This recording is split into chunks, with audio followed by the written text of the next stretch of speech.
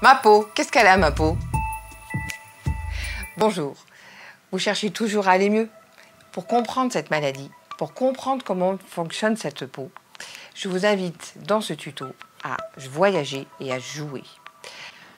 La dermatite atopique, c'est le vrai nom de votre maladie, de ce type d'eczéma.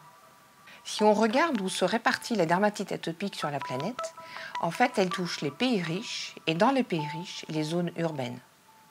Et puis surtout, c'est une maladie qui explose depuis 50 ans. Il y en avait très peu il y a 50 ans et maintenant c'est 20% des enfants. Donc la conclusion de ces deux données, c'est que c'est une maladie du monde moderne. Donc déculpabilisez-vous, vous n'y êtes pour rien. Du coup, qu'est-ce qui se passe au niveau de votre peau? Vous savez tous que votre peau est trop sèche. Et sec, ça veut dire que ça manque d'eau. Je vous propose qu'on fasse une expérience. Vous savez tous que votre peau est sèche. Donc voilà une expérience qui est toute simple et que vous allez pouvoir faire chez vous. Vous prenez 2 verres et vous mettez de l'eau dedans. Et vous prenez de l'huile, vous rajoutez dans un des 2 verres. Vous savez que l'huile est plus légère et va se positionner dessus. Vous mettez sur un radiateur ou au soleil et vous attendez. Qu'est-ce qui va se passer? Bien, on revient quelque temps après. Qu'est-ce qu'on remarque? Le verre qui n'a pas d'huile, l'eau est partie, elle s'est évaporée, elle est dans l'air. Alors que le verre où il y a l'huile, l'eau n'a pas pu partir. L'huile a empêché l'eau de s'évaporer. C'est exactement la même chose au niveau de votre peau. C'est parce qu'elle manque de gras qu'elle manque d'eau. Et vous êtes né comme ça. Si cette couche de gras était là, vous n'auriez pas d'eczéma. En quoi est-ce important? La peau, c'est une barrière qui est complètement étanche, normalement, comme du papier film alimentaire. Sauf que dans la peau atopique, la peau d'eczéma, il y a des trous. Et donc tout ce qui est dans l'air va pouvoir passer à travers. Et il y a 50 ans, qu'est-ce qu'il y avait dans l'air? Un peu de pollen, un peu de poussière, très peu de pollution. Donc si les graineries représentent ce qu'il y a dans l'air, il n'y avait pas grand-chose qui passait.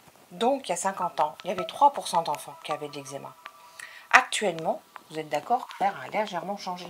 Donc ce qui passe, toujours pollen, poussière, poils, mais on rajoute la pollution. Et là, le problème est d'une toute autre ampleur. Et pour ça, on a 20% d'enfants qui ont de l'eczéma actuellement. Donc, la peau atopique est une barrière trouée. Maintenant, je vous propose qu'on joue au jeu des 4 différences. Vous avez d'un côté la peau normale et de l'autre côté la peau atopique. Et vous avez 4 acteurs principaux qui vont vous permettre de comprendre comment ça fonctionne. On commence par une peau qui ressemble à un mur. En haut, c'est dehors. En bas, c'est dedans. Et ce mur, il est bien étanche. Du coup, notre système immunitaire, c'est-à-dire les petits douaniers, ils sont en train de faire l'assiette. Il n'y a rien à faire. Alors que de l'autre côté, vous avez des trous. C'est le problème de base. La peau est fabriquée comme ça. Et comme elle est trouée, les envahisseurs vont pouvoir pénétrer. Donc vous avez la pollution, les pollens, les irritants. C'est ceux qui font la tronche là, ceux qui ont une vilaine tête. Ils rentrent. Et du coup, notre système immunitaire, il voit passer des trucs qui ne devraient pas passer. Il va s'activer et il va s'activer en mode lance-flamme. Donc celui qui agit dans la dermatite atopique, c'est celui qui dans le dos a un lance-flamme. Le 4e acteur, c'est les petites têtes toutes gentilles qu'on a à la surface. À la surface, vous avez vu, sur la peau normale, elles ont toutes des coiffures un peu différentes. Alors que du côté qui ne va pas, il n'y a plus que 2 familles qui ont pris le dessus. Et là, c'est le staphylocoque qui se tape l'incruste.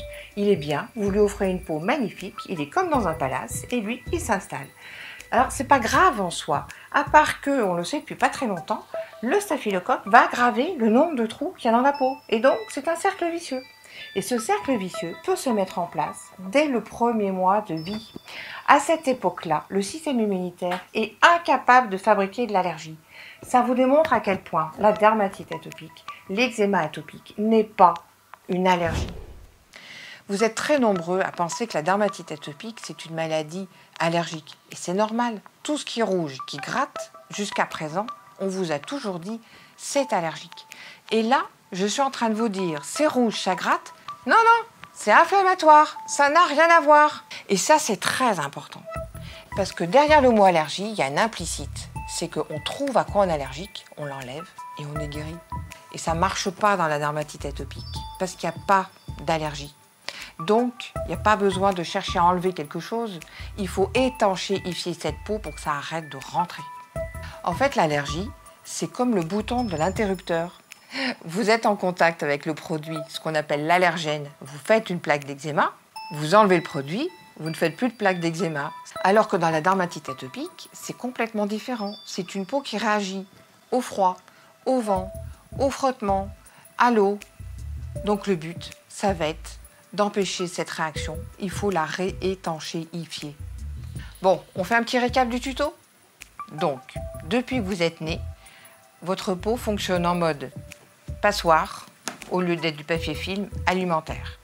Tout ce qui est dans l'air passe à travers et stimule le système immunitaire qui est dessous. C'est ça la base de l'eczéma. Mais il n'y a pas que ça qui stimule le système immunitaire. Et ça, on va le découvrir dans le tuto suivant qui va s'appeler l'alimentation.